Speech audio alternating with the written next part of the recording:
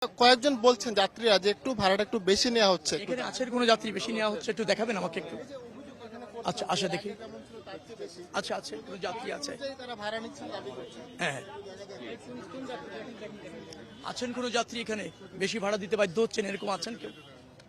আছেন আপনি বলছিলেন আছে কেউ এখন তো? আচ্ছা কি পেয়েছে শুনুন। আচ্ছা চার্ট অনুসারে ভাড়া ঠিক আছে, কিন্তু তারা বলছেন যে বানায় ভাড়া বেশি নিচ্ছে। দেখেন আমি যেটা ওটা জানার চেষ্টা করেছি, সাধারণত চার্টের চেয়ে কম ভাড়ায় এই সমস্ত বাস স্টপেজ থেকে যাত্রীরা যেতে অভ্যস্ত, যাত্রীরা যান। কারণ যখন এই চাপ থাকে না তখন চার্টের চেয়ে কম ভাড়ায় এই আপনার পরিবহন মালিকরা যাত্রী ক্যারি করেন। ধরেন নির্ধারণ ভাড়া আছে আমি 700 টাকা, তারা 500-600 যে যার কাছ থেকে পায় নিয়ে তাদেরকে নিয়ে যায় গন্তব্যে। এখন এসে তারা চার্টের যে ভাড়াটা সেটা নির্ধারণ করা হয়েছে, কারণ সেটা নির্ধারিত ভাড়া। ওই যাত্রী ওই কম ভাড়ায় যেতে সে কিন্তু অভ্যস্ত, মাঝে মাঝে 100-200 টাকা সে কমে যায়।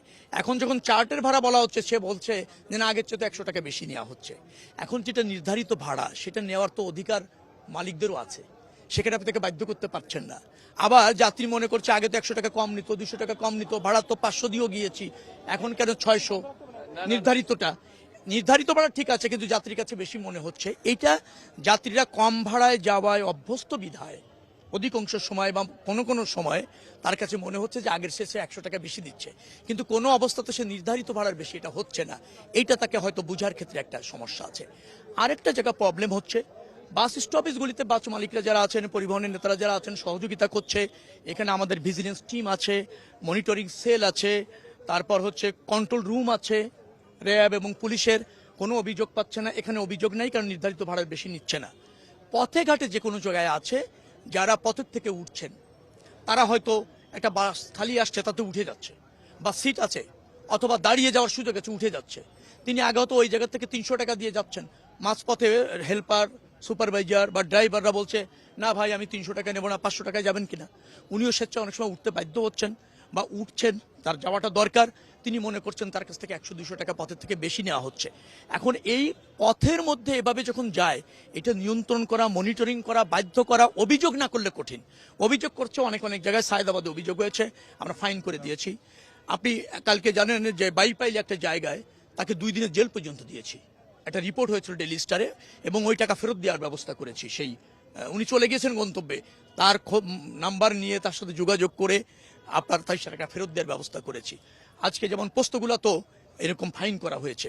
যেখানে ব্যত্যয় আছে সেখানে কিন্তু আমরা ব্যবস্থা নিচ্ছি, কিন্তু এটা ঠিক যে একটা প্রবণতা চলার পথে আছে যে যাত্রীরা যেহেতু আসন কম, বাস কম, অনেক যাত্রী যেতে চায়, এক জায়গায় 100 যাত্রী দাঁড়িয়ে আছে, সেখান থেকে 2-3 জন যেতে চায়, তাদের যাওয়াও প্রয়োজন। সে হয়তো 100-200 টাকা বেশি অফার করে নিজের স্বেচ্ছায় যেতে চাচ্ছেন, এবং পরে তিনি এটা বেশি দিচ্ছেন, এটা তার কষ্ট হচ্ছে আমরা বুঝি, কিন্তু সেটাতে আবার কমপ্লেনও আসছে। তো এটা আমরা মোবাইল টিম দিয়ে, মোবাইল কোর্ট দিয়ে, তারপর হাইওয়ে পুলিশ, স্থানীয় পুলিশ, মানে যাওয়ার পথে যে সমস্ত থানা জেলা আছে তাদের মাধ্যমে আমরা চেষ্টা করছি এটা নিয়ন্ত্রণ করা, নিবৃত্ত করার। তো এর মধ্যে যে বিচ্যুতি হচ্ছে না তা আমরা বলবো না, কিন্তু এখনো পর্যন্ত আমরা মনে করছি যে মানুষ যেতে পারছে, স্বস্তিতে যাচ্ছে। কিছুটা সফিপুর থেকে আপনি যদি বলেন ওই চন্দ্রা পর্যন্ত একটা জাম আছে, প্রচুর ট্রাক চলে আসছে। ট্রাকগুলি যখন ভিতরতে ঢোকে হাইওয়েতে, ইচ্ছা করলে আপনি ট্রাকটা সরিয়ে দিতে পারছেন না, কারণ সরাতে গেলে যে 15-20 মিনিট সময়, তার মধ্যে 10-15 কিলোমিটার জ্যাম হয়ে যাচ্ছে। অর্থাৎ তাকে কিন্তু যেতে দিতে হচ্ছে, না গেলে আরেক ধরনের অবস্টাকেল তৈরি হচ্ছে। এভাবে আমরা করছি। আবার ট্রাকগুলিতে প্রচুর যাত্রী, গার্মেন্টসের শ্রমিকরা উঠে গিয়েছে, একটা ট্রাকে 40-50 জন উঠে গিয়েছে, তাকে কিভাবে নামাবেন, কিভাবে পাশে নেবেন, তার জন্য যে সময়, তাতে আরেকটা ডিজাস্টার তৈরি হয়। অর্থাৎ এই যে কোটি মানুষের যাত্রা, 1.5 কোটি মানুষের কাছাকাছি মানুষের যাত্রা, এই অল্প সময়ের মধ্যে এই পরিবহন ব্যবস্থার মধ্যে দিয়ে সত্যিকার অর্থে চ্যালেঞ্জও আছে। হ্যাঁ, কোনো কোনো জায়গায় ব্যত্যয় ঘটছে, বিচ্যুতি আছে, কিন্তু চেষ্টা সার্বক্ষণিকভাবে আছে। আমাদের এই ধরেন রোড কমিউনিকেশন মিনিস্ট্রিতে ছুটি বাতিল, অন্যান্য 3টি মন্ত্রণালয়ের ছুটি বাতিল করে এই বিআরটি এর কর্মকর্তারা, হাইওয়ে পুলিশ, অনেক ম্যাজিস্ট্রেট এবার যুক্ত করেছে। আগে 9 জন ম্যাজিস্ট্রেট ছিল, এবার আরও 15 জন যুক্ত করেছি। মোবাইল কোর্ট, আমাদের ভলেন্টিয়ার যারা আছেন, মালিক সমিতির কর্মকর্তারা আছেন, তা কিন্তু চেষ্টা করছি।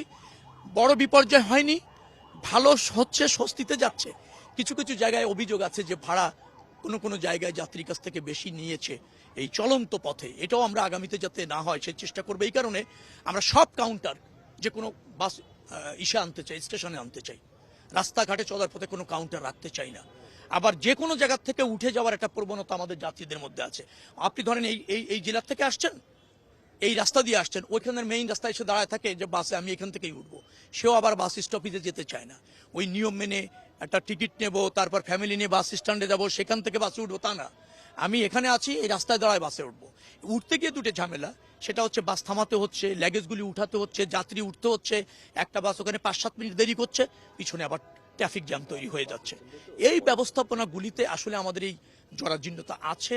আবার শৃঙ্খলার মধ্যে এই কোটি যাত্রীকে আপনি উঠার যে অভ্যাস সেটা তৈরি করতে পারবেন সেরকমও না। তো সবকিছু মিলিয়ে আপনাদের সহযোগিতাও আছে, ত্রুটিও আপনারা দেখিয়ে দিচ্ছেন। আপনারা নিরপেক্ষ চোখ দেখেন, সাংবাদিক যারা আছেন, যেখানে ব্যত্যয়, যেখানে অভিযোগ, সেখানে আমরা মুভ করছি, ট্রাই করছি সার্বক্ষণিকভাবে।